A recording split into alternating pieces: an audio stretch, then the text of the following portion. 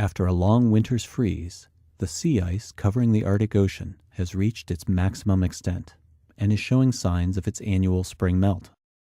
This maximum wasn't as big as it could have been, though. It turned out to be the fifth smallest winter peak in 35 years of satellite measurements.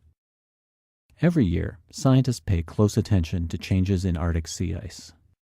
In winter, the frozen ocean surface expands rapidly to cover everywhere from the Hudson Bay to Russia and to the northwest coast of Alaska.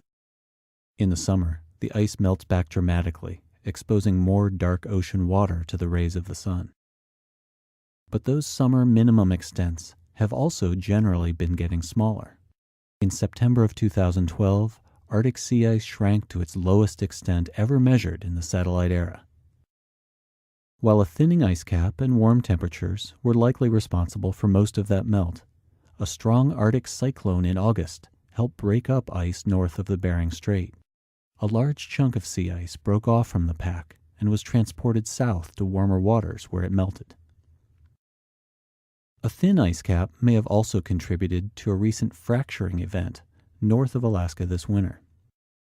The scale of this phenomenon is almost hard to imagine. Cracks in the ice hundreds of miles long.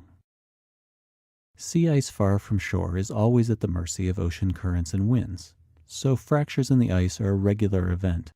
But the impressive scale of the cracks here may be due to the prevalence of the younger, thinner ice that we've seen in recent years.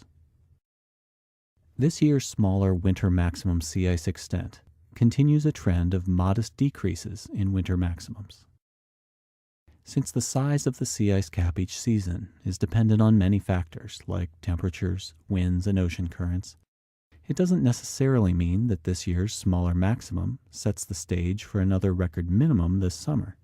But researchers say the thinning of the ice does make the ice cap more vulnerable to melting events in the future, to the point where we might see virtually ice-free summers in the Arctic Ocean in just a few decades.